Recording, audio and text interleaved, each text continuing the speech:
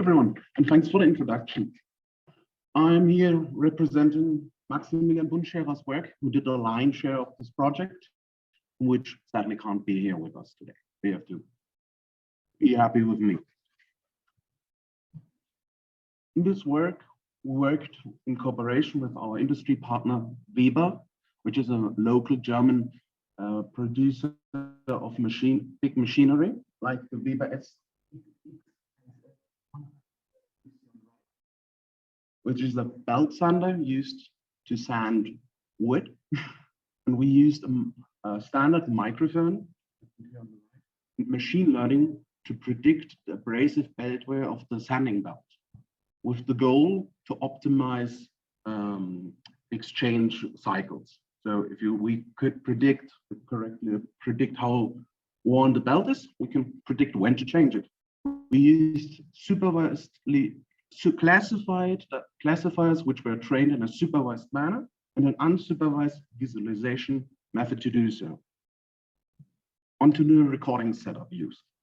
We used the standard microphone, the Shure SM57, and the interface Focusrite Scarlett 212i2 on the right here, to record the sound with a sampling rate of 44.1 kilohertz.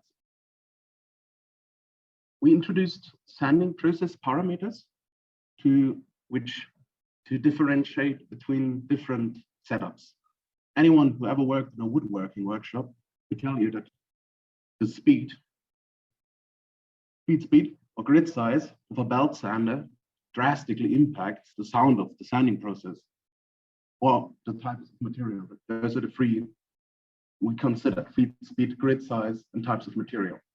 If we wouldn't consider them in our data, these sound effects likely would drown out the effect of the beltway itself, making it far more difficult to distinguish between beltway. Each of our 18 operations, permutations of feed speed, grid size, type of material, were recorded 3 times with 3 different relative workpiece positions. So in a belt sander, you can feed the wood in left, center, or right. This helps us to reduce noise and increase the robustness of our data. In total, 810 operations were recorded to form our training data. Pre-selection and beltware labeling. Here on the right, you see the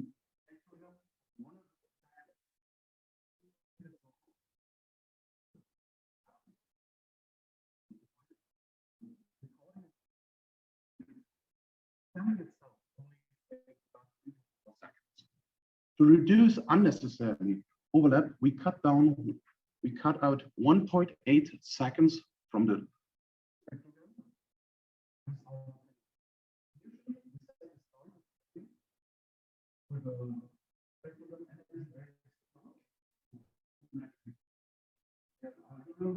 that has proven to be ineffective. Wherefore, the 2 people relabeled the labeling.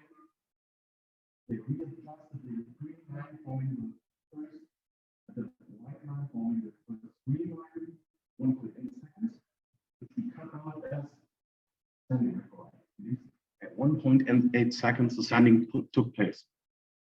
To serve as a reference, we took one sanding window before and after the sanding, first at pre and post sanding. Abrasive beltware was discretized into 5 different classes, which serves to transform the regression problem of predicting beltware into a classification problem, which simplifies the task and is sufficient for the user. Before we lose ourselves into detail, a basic overview of our approach.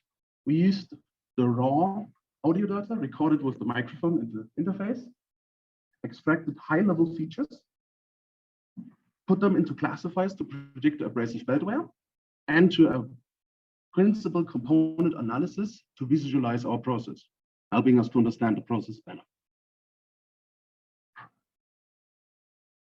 Okay, feature extraction. Which features did we extract?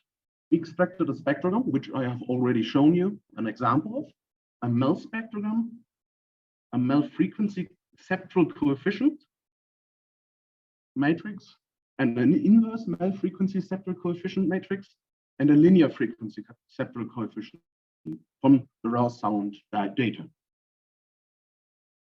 What differentiates now? What differentiates Mel spectrogram from spectrogram and MFCC, IMFCC, and LFCC? It's the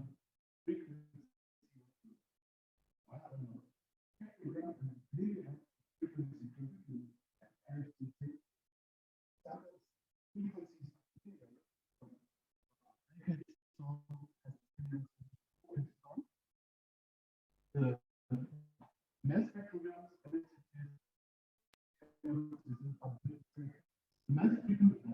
Mel spectrogram is inspired by the field here and samples low frequency sounds with a higher resolution in high frequency sounds, which has been useful for human hearing. We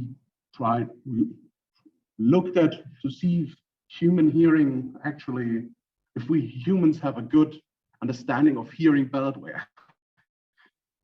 Inverse Mel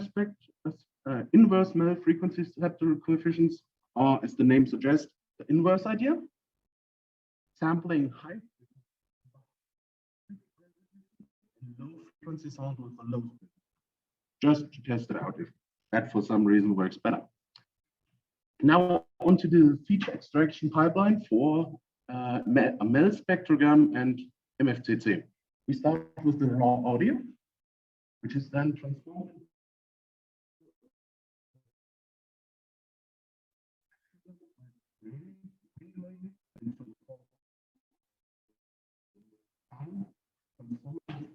resample using triangular to pick up into a Mel spectrogram.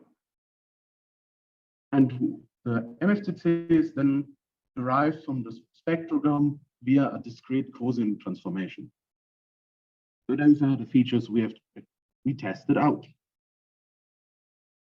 Onto the methods we used. We used supervised classifiers, decision tree, random forest, k nearest neighbors, and a neural shallow, to be honest, because it's a relatively simple problem, neural network. And then the unsupervised principal component analysis to depict the process, to get some insight into the process, because it's, at least for me, it was a black box. So, onto the results of our approaches. We validated our results using a leave-on-out cross-validation and reported relative prediction accuracies. So binary, we have 5 classes, predict accuracy, which is depicted. Each row represents a different feature extraction method: spectrogram, Mel spectrogram, MFCC, IMFCC, LFCC, and each column represents a different model: decision tree, our random forest, k-nearest neighbors, or the neural network. It has shown, we have found that the best performing model is the decision tree applied on data extracted using a Mel spectrogram. If you want details about that, questions are good for that, which predicted abrasive belt wear with accuracy of 86.1%, which I personally find relatively impressive. Below, you see the confusion matrix of set model, which each row, I hope you know what a confusion matrix is. We encode 0 representing nowhere, before representing 75 to 100% where. You can clearly see, you see 86.1 accuracy, but what is more fascinating is that mistakes by a model are made at the transition periods, or in other words, the model has problems differentiating between a belt 1 to 24% and 25%, which, to be fair, is difficult. And the distinction is arbitrary, which would explain the mistakes in the transition period. So, the unsupervised visualization. In these 2 plots, you see our data points colored with respect to grid size applied in our testing, and feed speed. Left colored in respect to grid size, and right on the right with respect to feed speed. You can detect a clear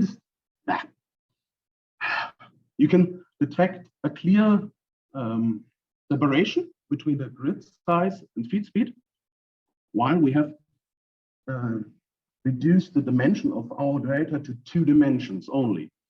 But these 2 dimensions hold 86% combined explanatory variance about the entire approach. So our multidimensional data can be represented by 2 dimensions and still hold above 85% of the information, which is quite impressive.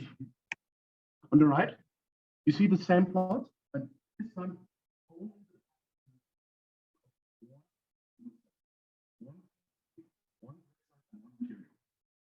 and the color of the abrasive. It's clear to see that the verification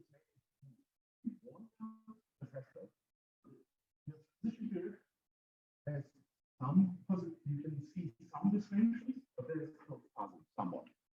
It's not, let's say, a bullet, to say the most refined approach, but it's a clear visualization which helped us a lot to get to know the process.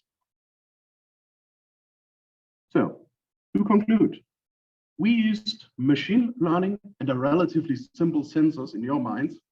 In my mind, it was an advanced microphone to predict the abrasive beltware of a white belt sander using a conventional microphone.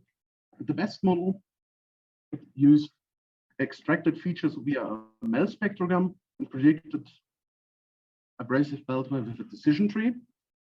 The PCA visualization, as you saw previously, looks promising, but there's still some work ahead of us to utilize this, maybe applying a